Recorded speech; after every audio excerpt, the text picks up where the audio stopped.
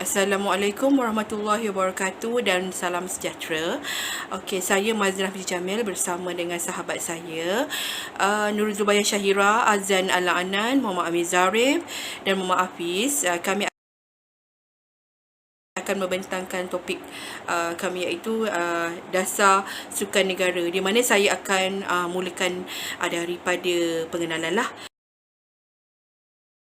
di mana sukan ini merupakan salah satu bidang yang dapat memberikan pelbagai manfaat dan sumbangan kepada masyarakat dan negara, terutamanya kepada peningkatan kepada tahap kesihatan individu itu, perpaduan dan integrasi nasional, di samping memupuk semangat patriotik, pembentukan kepada masyarakat yang mempunyai disiplin dan mampu memberi saingan kepada individu lain. Muhammad Saleh Aman 2005. Ketika tumpuan terarah kepada pungutan pingat dalam setiap tamasya sukan utama, matlamat membudayakan sukan di kalangan masyarakat itu tidak pernah ditolak ke tepi, kerana semua pihak yakin dan sedar bahawa dengan adanya sukan dapat menyatu padukan masyarakat yang berbilang kaum pada dan bangsa ini. Sukan ini merupakan ejen kepada pembentukan perpaduan yang sangat berkesan bagi segenap lapisan masyarakat ini itu sendiri. Soh Kim Jok 2014. Dalam perspektif ini, Malaysia antara negara yang telah terbukti berjaya dalam menggunakan sukan sebagai platform kepada nilai pengukuhan integrasi nasional. Sukan juga merupakan contoh yang terbaik dan dalam menukung aspirasi kepada Malaysia yang melangkau batasan agama, bangsa dan juga politik. Tujuan kepada penulisan berkaitan dengan dasar ini adalah untuk memberikan gambaran dan melihat bagaimana dasar yang dikemukakan oleh kerajaan ini mampu dilaksanakan dan mencapai matlamat yang diharapkan. Setiap daripada program atau dasar yang dilaksanakan oleh kerajaan pastinya akan membuka mata masyarakat untuk melihat perkembangan negara Malaysia itu sendiri, terutama dalam bidang sukan. Dalam penulisan ini juga kita menerangkan tentang latar belakang kepada dasar yang dipilih. Dalam masa sama juga turut dibincangkan berkaitan dengan isu bagaimana dasar yang dibincangkan ini dilaksanakan. Masyarakat sering kali menyatakan harapan bahawa ada penambahbaikan dari setiap aspek yang dibawakan dalam perbincangan ini. Hal ini kerana untuk memberikan kehidupan yang lebih baik kepada masyarakat dan meningkatkan taraf dan mutu sukan itu sehingga boleh dikenali sehingga ke peringkat antarabangsa. Seterusnya daripada sahabat saya berkaitan dengan latar belakang dasar.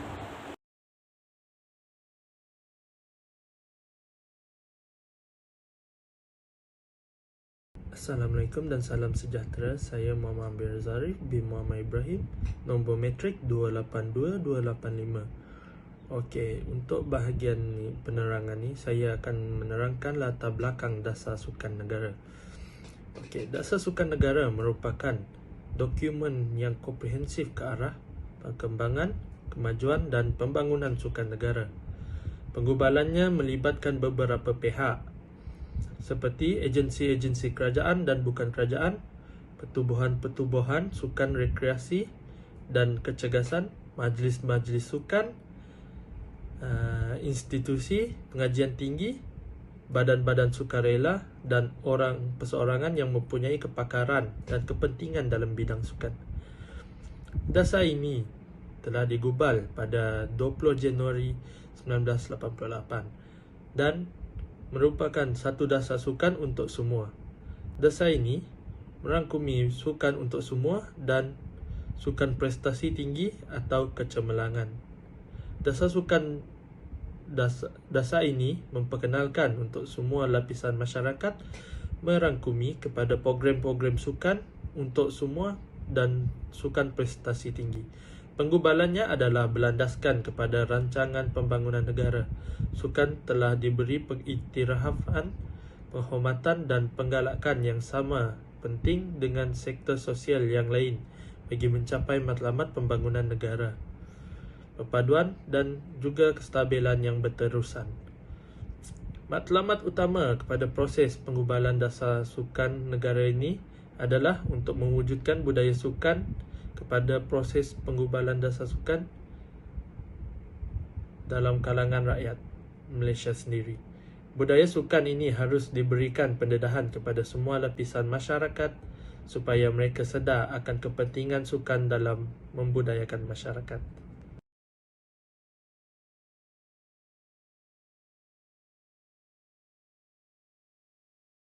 Okey, seterusnya punca kegagalan pihak kerajaan menangani isu atas dasar sukan Malaysia. Okey, dalam berhadapan dengan isu negara ini, misi utama yang ingin dilaksanakan adalah untuk merancang perancangan yang lebih komprehensif, memperkenalkan pendekatan yang lebih berinovatif, memperkasakan pelaksanaan projek dan program serta memantapkan keupayaan pelaksanaan melalui proses penambahbaikan dari segi tahap kesukanan di Malaysia.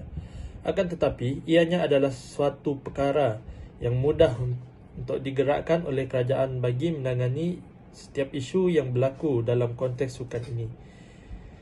Dalam konflik yang terjadi dalam aspek sukan, negara juga sedikit sebanyak telah memberikan kesan kepada atlet, pengurusan sukan dan kementerian sendiri. Dalam menangani masalah ini, antara punca yang membawa kepada kegagalan menangani isu ini adalah seperti berikut. Salah satu daripadanya adalah dari segi sosial. Berdasarkan kepada dasar sukan negara ini, isu dari segi politik yang membawa berlakunya permasalahan itu wujud adalah disebabkan oleh tindakan daripada atlet sukan itu sendiri yang terdedah kepada penyalahgunaan dadah yang berlebihan. Dadah boleh dimaksudkan sebagai bahan kimia sama ada asli atau tiruan apabila dimasukkan ke dalam tubuh badan secara disuntik, dihidu, dihisap atau dimakan, boleh mengubah fungsi tubuh badan seseorang atau organisme dari segi fizikal dan juga mental. Dadah yang digunakan oleh para atlet adalah bertujuan untuk menguatkan prestasi dan memberikan kelebihan kepada atlet sewaktu berada di dalam sesuatu acara sukan. Bagi setiap penggunaan dadah adalah tidak beretika dan boleh mendatangkan bahaya kepada atlet terutamanya dari segi kesihatan mereka. Terdapat banyak kajian telah dilakukan dan menunjukkan bahawa ramai atlet tidak mempedulikan risiko tersebut yang akan dihadapi sekiranya mereka mampu untuk mendapat kelebihan dengan cara yang tidak tulen ini. Okey, untuk yang kedua, dari segi politik. Punca kedua kegagalan kerajaan Malaysia dalam menangani isu berkaitan sukan adalah dari segi politiknya, yang masih lagi dilihat tidak serius menangani isu tersebut. Pihak kerajaan sedar dan cakna terhadap isu ini tetapi masih lagi lalai untuk menguatkuasakan dasar ini untuk menjadi lebih baik. Peranan politik sangat memberi impak dalam isu ini apabila masih terdapat lagi kepentingan peribadi atau kroni berkaitan isu ini. Antara punca kegagalan dalam aspek politik ini apabila masih lagi terdapat golongan pemimpin politik yang mencampuri urusan pengurusan dan pentadbiran sesuatu badan kesukanan di negara ini. Kuasa politik ini dilihat dapat memberikan kesan yang besar terhadap perkembangan dan kemajuan sesuatu sukan itu. Bahkan, dengan adanya pengaruh politik dalam sukan turut mempengaruhi organisasi dalam membina dan membentuk nilai, ganjaran dan budaya di pelbagai peringkat. Antara isu negatif antara penglibatan politik adalah kancah kesukanan adalah disebabkan oleh isu pergaduhan dan pertelingkahan yang berlaku di antara badan sukan dan pemimpin politik. Ketidakadilan dalam membuat keputusan dan memberikan ganjaran kekurangan peruntukan yang sepatutnya disediakan oleh kementerian untuk tujuan infrastruktur dan kemudahan, dan akhir sekali berlakunya perebutan jawatan serta kemelut kepimpinan yang tidak sihat dalam persatuan. Yang ketiga adalah dari segi ekonomi. Punca kegagalan dasar sukan Malaysia ini adalah terdatangnya daripada melibatkan isu rasuah yang berlaku di kancah kesukanan negara. Ramai pihak berpendapat bahawa rasuah ini berpunca daripada aktiviti perjudian yang dilakukan di mana pihak pengurus, pengadil dan atlet itu sendiri diberikan wang supaya boleh mempengaruhi keputusan perlawanan demi kepentingan mereka yang melakukan perbuatan judi tersebut. Isu rasuah ini mula hangat diperkatakan pada tahun 1990-an apabila ramai pemain bola sepak Liga Perdana Malaysia mula menerima rasuah bagi meningkatkan tahap ekonomi mereka selaku pemain sukan negara. Namun, isu tersebut tidak diperbesarkan dan kebanyakan pihak tidak sedar akan perbuatan tersebut. Gejala rasuah dalam bidang sukan ini ialah penurunan prestasi atlet, kehilangan peminat dan juga penaja serta mencalarkan imej negara juga. Salah satu punca berlakunya permasalahan ini adalah disebabkan oleh pihak Persatuan Sukan juga apabila tidak meletakkan kebajikan dan ekonomi pemain sukan sebagai aspek penting. Hal ini adalah kerana terdapat banyak pihak yang tidak melunaskan bayaran gaji pemain sukan ini sehingga mereka terpaksa melakukan aktiviti yang tidak bermoral seperti rasuah dalam sukan dan untuk mendapatkan punca pendapatan. Hal yang ini tidak seharusnya berlaku apabila pihak berkuasa sedar akan kebajikan pemain sukan ini. Berdasarkan kepada semua punca kegagalan dasar sukan ini, ianya perlu diatasi dengan baik dan supaya dapat mempertingkatkan majlis sukan negara dan menjaga mutu serta kualiti pemain negara di mata antarabangsa.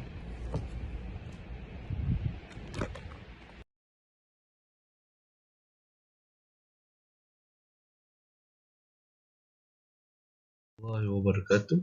Nama saya Muhammad Hafiz bin Muhammad Rozi, nombor metrik 282295.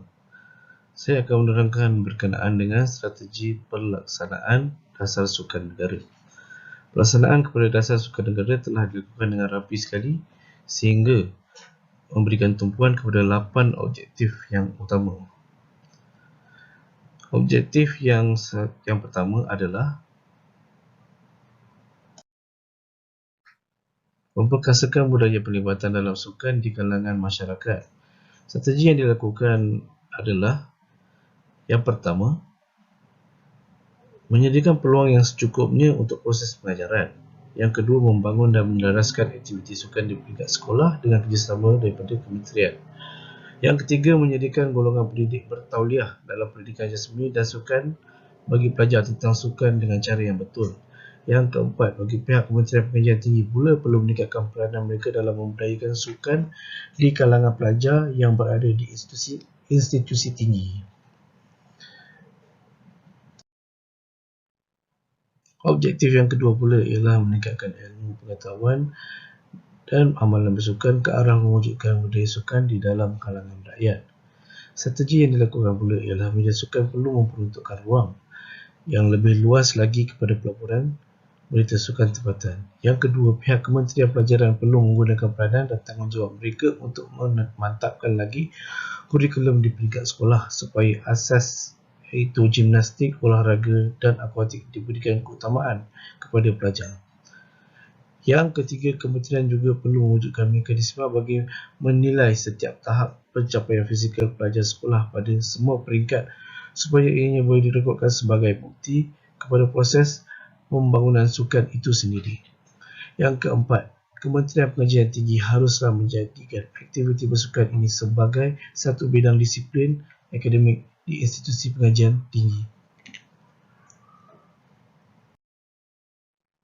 Objektif yang ketiga pula ialah menggalakkan penyertaan dalam aktiviti sukan yang lebih luas di semua peringkat bagi membentuk sebuah masyarakat yang mempunyai nilai disiplin dan semangat bersatu padu.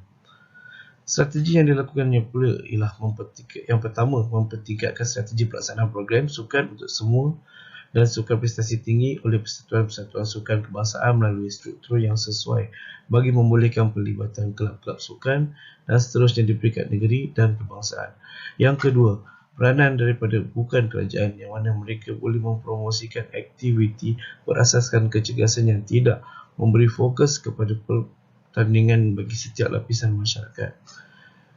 Yang ketiga, selain itu, badan dari sektor awam dan swasta boleh sangat digalakkan untuk menyelaraskan semua aktiviti sukan dalam pelbagai jabatan mereka.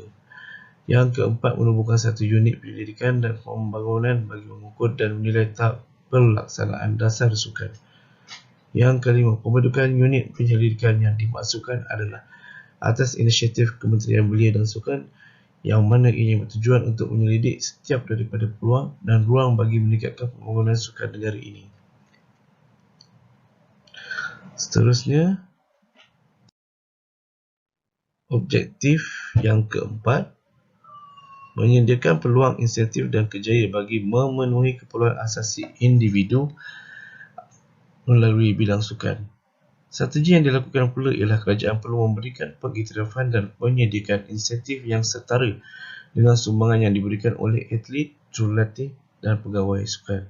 Yang kedua, pihak kerajaan juga mengharuskan menyediakan skim-skim kebajikan dan inisiatif yang lebih baik daripada media, dan ianya juga perlu sentiasa dilakukan penambahbaikan bagi menjamin masa depan pejuang sukan ini. Yang ketiga, bagi Jabatan Perkhidmatan Awam juga perlu mewujudkan jawatan pegawai sukan di jabatan dan agensi kerajaan. Yang keempat, Suruhanjaya Perkhidmatan Awam hendaklah memberi keutamaan kepada atlet-atlet negara dalam mengisi jawatan tetap dan perkhidmatan awam. Hal ini memberikan peluang kepada atlet dalam mendapatkan peluang pekerjaan secara tetap. Yang kelima, dalam sektor swasta juga hendaklah memainkan peranan yang sama dalam memberi keutamaan kepada pengisian jawatan oleh atlet-atlet negara. Seterusnya pula, objektif yang kelima, menyediakan kemudahan sukan bagi keperluan di semua peringkat. Strategi yang dilakukan ialah Kementerian Belia dan Sukan menyediakan satu pelan tindakan bagi jangka masa 10 tahun untuk membina pembangunan infrastruktur sukan berasaskan kepada strategi program sukan untuk semua sukan dan sukan prestasi tinggi yang meliputi semua golongan masyarakat. Yang kedua, kementerian yang berkaitan harus bertanggungjawab untuk menyelaraskan perancangan dan pengagihan segala kemudahan sukan dalam negara serta memastikan setiap negeri tidak ketinggalan dari segi pengagihan ini. Yang ketiga, kerajaan negeri dan pihak bertanggungjawab merancang kemudahan sukan di peringkat negeri dan daerah dan memastikan keseimbangan pembangunan antara kawasan bandar dan luar bandar. Di samping itu, penyertaan pelan-pelan pembangunan bandar baru dan kawasan perumahan hendaklah mengambil kira kemudahan sukan dan penyelenggaraannya. Seterusnya, objektif yang keenam, iaitu memperkukuhkan badan dan organisasi sukan dengan amalan tadbir urus yang profesional. Strategi yang dilaksanakan ialah yang pertama, institusi tinggi hendaklah menubuhkan sekretariat tetap yang bertanggungjawab merangka dan melaksanakan program sukan untuk semua dan sukan prestasi tinggi. Yang kedua, pembentukan jentera menyelaras dalam bentuk jawatan kuasa tetap untuk membantu pelaksanaan semua program di peringkat akar umbi. Yang ketiga, jentera-jentera penyelaras secara khusus bertanggungjawab memantau pelaksanaan dasar sukan negara bagi program-program sukan untuk semua dan sukan prestasi tinggi. Yang keempat, badan dan persatuan sukan di semua peringkat hendaklah diterajui dan ditadbir urus oleh mereka yang berkelayakan. Seterusnya, objektif yang ketujuh, membangunkan sukan itu sebagai satu industri. Strategi yang dilakukan ialah yang pertama, kepada badan-badan kerajaan, bukan kerajaan dan swasta, bertanggungjawab untuk memberikan galakan kepada keadaan persekitaran yang sesuai bagi pembangunan industri sukan. Yang kedua, mempertingkatkan pengeluaran produk dan perkhidmatan sukan untuk penggunaan tempatan dan ekspor. Yang ketiga, pembangunan dan penyelidikan R&D, Research and Development, yang berkaitan dengan produk dan perkhidmatan sukan hendaklah digalakkan melalui insentif yang bersesuaian. Dan objektif yang terakhir, objektif 8, mencapai kecemerlangan di peringkat kebangsaan dan antarabangsa dengan semangat kesukanan yang tulen. Strategi yang dilakukan ialah memberi tumpuan utama kepada jenis sukan dan acara dikenal pasti mempunyai peluang kerjaya yang tinggi di peringkat antarabangsa. Dengan cara itu, atlet akan lebih berusaha dengan lebih baik lagi untuk meraih kejayaan. Yang kedua, pihak kerajaan harus menyediakan kemudahan, keperluan dan kepakaran yang diperlukan bagi melahirkan atlet yang mampu bersaing. Perkara tersebut adalah untuk memberikan keyakinan dan semangat kepada para atlet. Yang ketiga, bagi pihak Kementerian Pelajaran juga perlu mewujudkan struktur organisasi yang kukuh untuk memainkan peranan yang lebih berkesan dalam melahirkan lebih ramai atlet yang berbakat dan berpotensi. Yang keempat, institusi sukan negara bertanggungjawab untuk menyelaras dan melaksanakan pembangunan sains dan perubatan sukan di semua peringkat. Perkara tersebut bagi membuka peluang kepada atlet untuk terus berada pada tahap yang terbaik dalam pelaksanaan yang dilakukan oleh ISN. Seterusnya, bagi cadangan penambahbaikan, saya serahkan kepada sahabat saya. Sekian, terima kasih.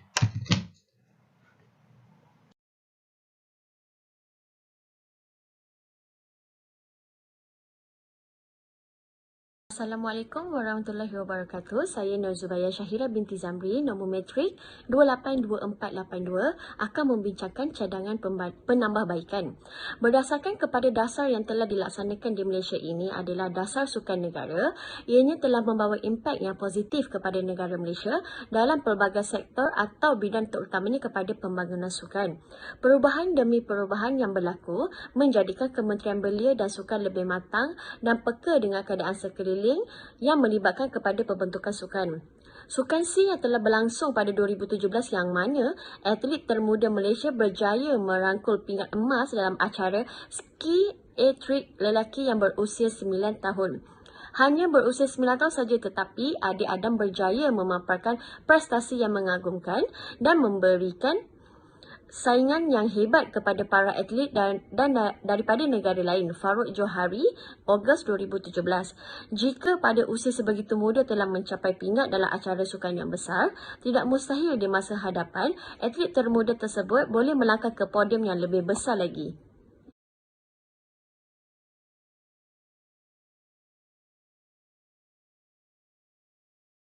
Okey, kesimpulan yang kita dapat daripada dasar sukan negara ni adalah sebuah dasar yang telah dilaksanakan bagi menyediakan prinsip dan gerak kerja mendaya upaya dalam menyediakan dan menghasilkan komuniti yang mempunyai semangat tinggi terhadap bidang sukan. Berdasarkan kepada dasar sukan negara ini jelas menunjukkan bahawa semua pihak tidak mengira bangsa, agama dan peringkat umur perlu memberikan kerjasama dan sokongan dalam memastikan setiap daripada matlamat serta objektif yang digariskan dapat dicapai dan membawa kepada perubahan yang lebih baik kepada pelan pembangunan sukan di negara kita. Yang terpenting dalam dasar sukan negara yang dijadangkan ini ialah tujuan dan matlamat dan rancangan tindakan strategi untuk memastikan pencapaian dan keberkesanan segala dasar itu dilaksanakan atas sebab bahawa segala kegiatan sukan baik di sektor sukan untuk masyarakat maupun sektor sukan prestasi tinggi adalah sebahagian daripada rancangan pembangunan negara dalam konteks membina masyarakat yang bersukan, berdisiplin dan berdikari yang menjadi teras kesejahteraan rakyat dan kemakmuran negara. Dengan adanya sukan yang dipegang dan diusahakan oleh semua pihak ini akan mendatangkan banyak faedah kepada pembentukan sebuah negara yang sihat. Dasar sukan negara juga memberi hala tuju kepada pembangunan sukan negara ke arah pemumpukan integrasi nasional melalui amalan gaya hidup aktif dan sihat, pembinaan kesejahteraan dan mempunyai semangat sukan yang tulen. Kejayaan dasar ini memerlukan kerjasama bersepadu semua agensi, kerajaan dan bukan kerajaan, badan dan persatuan sukan, badan sukarela serta individu yang terlibat dalam sukan. Sekian sahaja pembentangan aku bulan Khamis. Sekian, terima kasih.